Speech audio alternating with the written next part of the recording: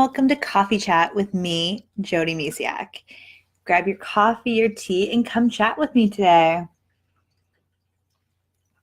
Today, I just want to read you I want to share something that I read in a book. It actually is from Miracles Now by Gabby Bernstein. I was just reading through it the other day, and what I read was 85% of our behavior is automatic and determined by our environment.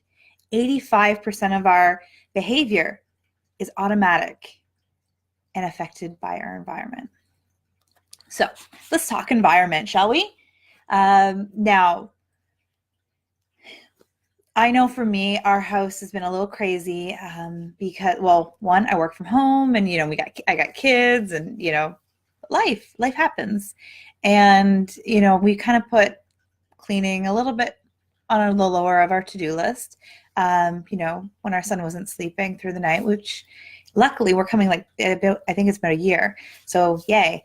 So we're just recovering from that. So sometimes our environment does not reflect the way we want it to, or how we want it to, I guess, or who we are really, because I'm kind of a neat freak and a clean freak, but I kind of put that away.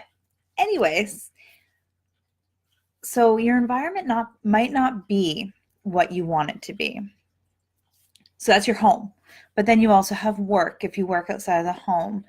And you can go visit other people. There's restaurants. There's just so many places. You might be attending something for your child's school, or just different things. There could be so many things.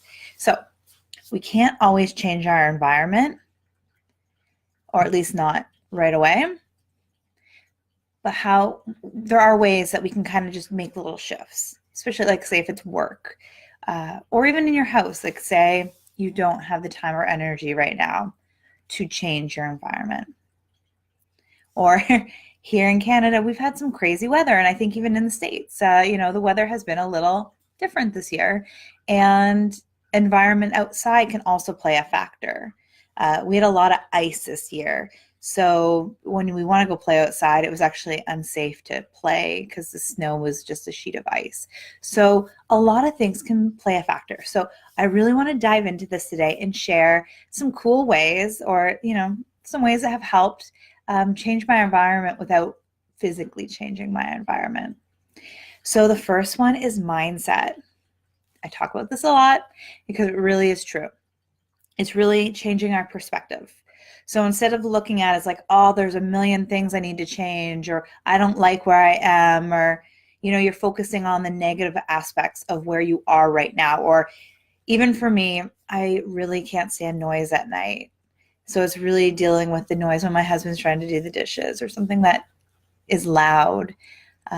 It's really just shifting out of my mind. And that one, the noise one's a hard one for me, but physically, if we're looking at things. So we go from there. So how do you change your perspective? You start looking at things that you love. So it could even be as simple as, oh, I really like I just bought a really cool, well, not just, last year, I think, I bought a really cool desk that's teal. So it's my highlight of my office space, my workspace. And it's just looking for things, or even a pillow. Just focus on the things in the room that you like. And if it's work, focus on things that you like about your job. Or maybe it's oh, I really do like talking to so-and-so. Or isn't it nice that I get to go home at whatever time it is and I don't have to work nights? Or whatever you can grasp at that and change your perspective. Because when we focus on the negative, it just expands. I've shared this many a times. When we, it's snowballs. A negative thought goes like snowballs. And that's how we can have really negative, full out day of complete crazy sauce. And, but we can shift it just by looking at something you love. So you can also play a cool game. And this game is from, I don't know which book I read it in. Do I have it in my notes? It is from Abraham's Teachings with Esther and Jerry Hicks. And they have some really cool abundance games. And this is usually just to change your perspective again. And it is, wouldn't it be nice? So it's whenever you're thinking like you're not happy with right now, well, just swift, instead of like, oh, I wish, go, wouldn't it be nice? And it just kind of shifts that energy into a higher place. And I take it a step further and I throw in some daydreaming. And to a point where it's not, to me, it doesn't feel daydreaming. It feels like I'm shopping for my room, like for a certain room in the home. So sometimes when I feel that our house needs a little pick me up, and maybe it's not in our budget right now, or I just don't have the time to actually go out and do that all, I sometimes sit just for a little bit and be like, wouldn't it be nice if, and I go through on different websites and you just pick and choose pictures of furniture that you'd replace. And it's like doing a renovation in your head. And then it's really cool because then when it works on many levels. One, it shifts you out as long as you're not focusing on like, I can't afford this. It's like, wouldn't it be nice? And you bring it from a place of fun and more daydreamy than like, oh, I wish I could afford this, and really just focus on, this is what I'm going to do. Like, this is what this room is going to look like. It might not be today, it might not be tomorrow, but this is what it looks like. So wouldn't it be nice? And you just shop for your room online or pictures in a magazine, whatever works for you. I just find that my phone's handy. So like for 5 minutes, I can look online, but what kind of couch would work in this room? Things like that. So it's just really having fun with it. And then it's the law of attraction as well, where you're focusing on things that you want, and then just let it go after. Like, you can save them to your phone, or if you want, or your computer, or you can even put them on a vision board if that's what you do too. And then just, let it be. But or go back when you feel like the room needs a pick me up again. But it's just the wouldn't it be nice game. And then of course, meditating, just shifting your mind into a different perspective. Like we talked about perspective, but like even just slowing it down. Like when we shift in meditation, we can really, like, it just does this magicalness, and there's definitely science behind it. And I'm definitely not sciencey, so we're not going to go into it today. But meditation really helps you get out of your brain and into your heart. And funny enough, I actually made a meditation called Listen to Your Heart. And this is really neat because it just helps you get, like, we're in our head a lot. And that's what a lot of our problems come, are because we're in our head. So this just brings it down to her heart. And it's actually free. So you can find the link below this video.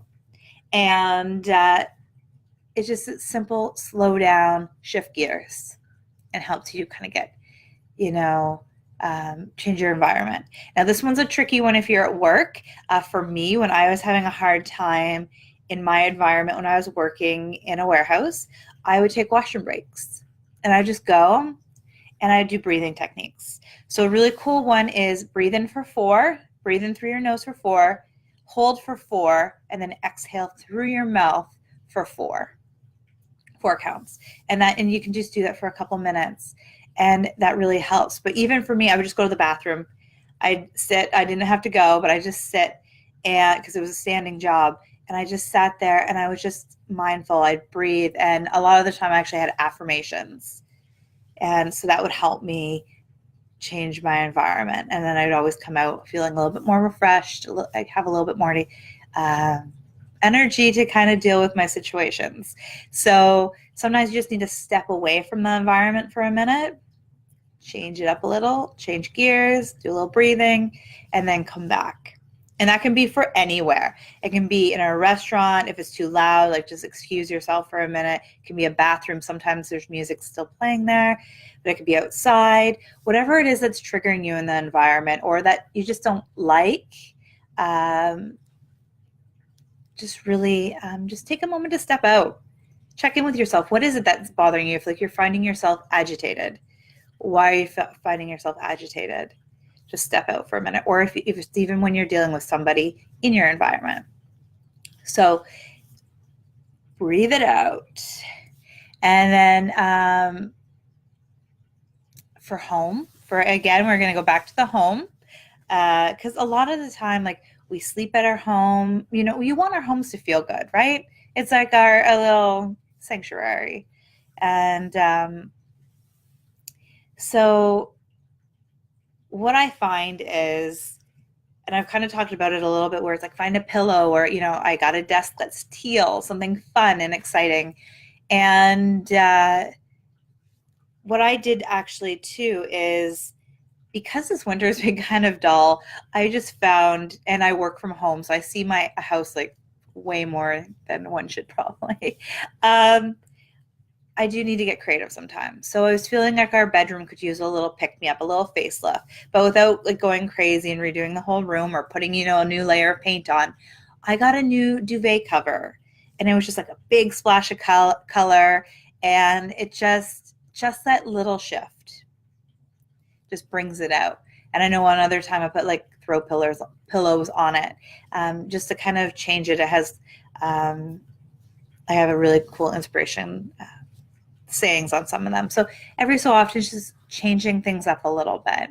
So if you're finding that you're not loving your environment, like via your home, just make little shifts, little changes. It could be, even if you love fresh flowers, going out and getting yourself some fresh flowers every so often and brightening up the room. We have that a problem because we have cats, and I don't think they would last very long in our house without them being eaten or dumped. So, but if something like that works for you, I know in my office space I have a waterfall and plants. So it's just, and it doesn't have to happen overnight.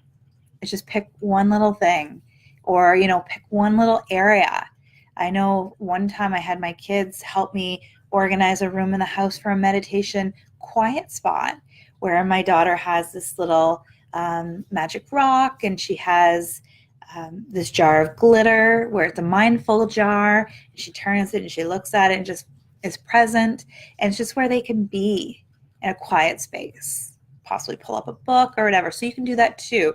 And a lot of practices, spiritual practices, recommend having a sacred space, or you can go as far as having like an altar where you have, like, I have a little area where I have my angel cards and different things. So whatever works for you, but it's finding those little areas. And again, it doesn't have to happen overnight.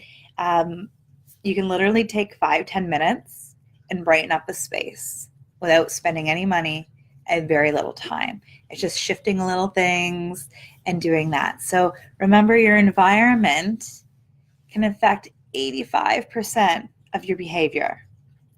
I know for me, I felt this my whole life. Like, I was one of those people that I wouldn't be able to study for school. Now, this might be partly procrastination, but I couldn't focus. I had to have a clean room. And even today, I like having my bed made every day, and I like things kind of being in place, and clutter really slows me down. My energies don't flow very well when I have clutter in the house. So, and that can be tricky with kids. So it's even just picking up some of the clutter maybe. And, you know, little by little, you'll clear out the space. Isn't this such a great time to be talking about the environment in your home? Because spring is right around the corner. So what I'm doing this month is a 3-part series on our environment. So today I kind of touched base on a lot of different areas, like what could you do if you have, you know, your environment at work, because it's more about our behaviors and we're not necessarily always at home. However, next week I'm going to talk about ways of, like, really, I've already touched base on how you can kind of switch up a little bit of a room, but I want to give like some helpful tips of how you can just change up your space with doing very little. So and then we have another fun one after that. So stay tuned. And if you haven't already grabbed your free meditation, listen to your heart, grab it now. It's free, and it's for you. You get to download it and you have it forever. And I hope this has helped. I hope you have a beautiful day. Bye for now.